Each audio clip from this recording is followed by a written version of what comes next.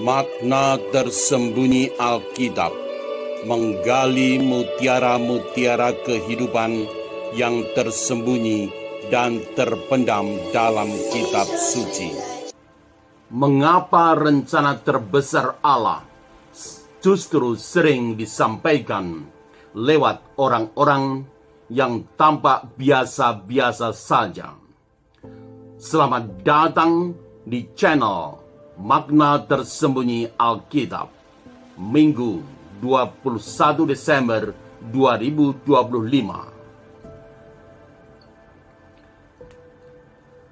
Antifon O Oriens, wahai sang timur, terang yang terbit. Pertama-tama, kata-kata kunci dari bacaan hari ini dalam Yesaya bab 7 ayat 14 yang menjadi istilah pilihan atau kunci dalam bahasa Ibraninya adalah Alma, dengan makna dasar seorang perempuan muda dalam usia kesiapan hidup.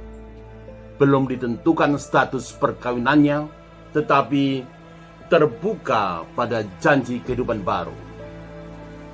Yesaya tidak sedang memberi laporan biologis, melainkan tanda ilahi bahwa Allah bekerja melalui ketiadaan kuasa manusia. Sementara itu,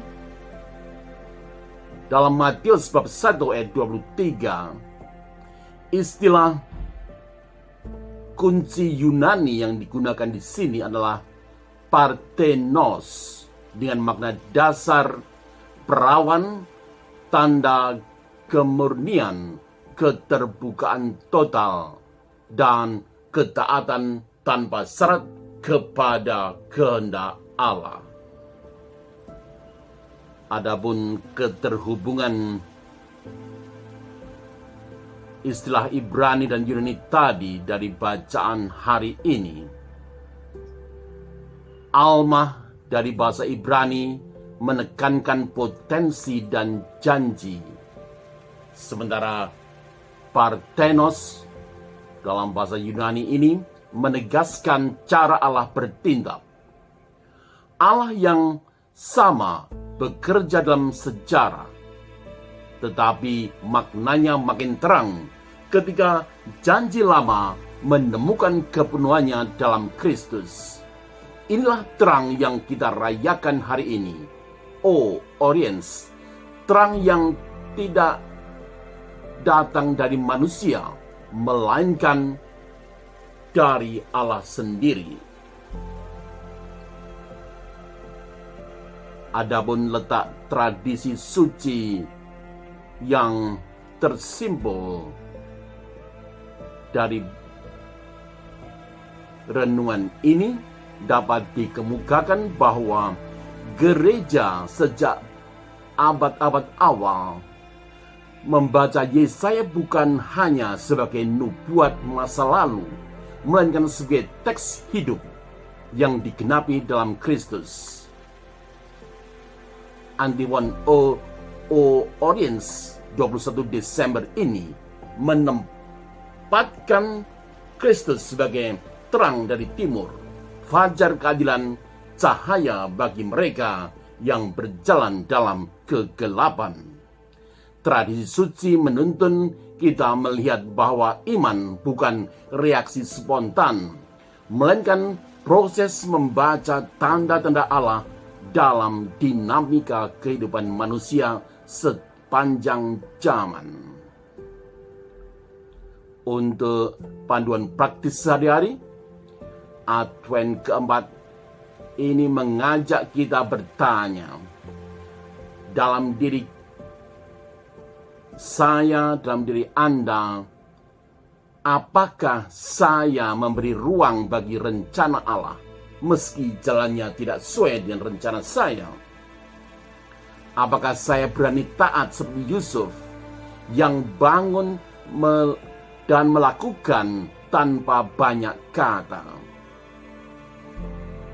Prakteknya sederhana: diam, dengar, taat, bahkan ketika masa depan belum sepenuhnya jelas. Sharing sebagai pengalaman iman pribadi, sebagai dosen dan peneliti hukum internasional, saya terbiasa bekerja dengan kepastian norma, hierarki, peraturan perundang-undangan, dan legitimasi formal. Namun ada satu pengalaman yang selalu saya kenang. Ketika saya melakukan pengukuhan sebagai guru besar hukum internasional Fakultas Hukum Universitas Gadjah Mada pada tanggal 21 Juli 2011. Di antara para tamu penting yang hadir, ada sosok yang sangat menyentuh batin saya, yakni Kardinal Julius Riyadi Darmo Atmojo, yang hadir dengan jubah kardinalnya. Saat itu saya sadar gelar atau jabatan, tepatnya jabatan akademik tertinggi, bukanlah puncak segalanya. Sebagai pribadi, melainkan justru tanda tanggung jawab yang dipercayakan. Seperti Yusuf dalam Injil hari ini, saya belajar bahwa legitimasi sejati bukan hanya dari institusi, tapi dari ketaatan pada panggilan yang lebih besar. Sebagai refleksi, Advent keempat ini mengingatkan kita bahwa Allah sering memilih yang tidak mencolok untuk berkarya dengan menentukan, yang diam untuk rencana yang besar, dan yang taat untuk sejarah keselamatan.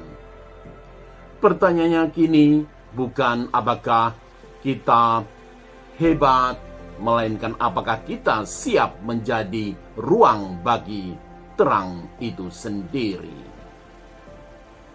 Sebagai penutup, jika renungan ini bermakna bagi Anda, silakan subscribe, like, dan share agar semakin banyak orang menemukan makna tersembunyi dalam Alkitab.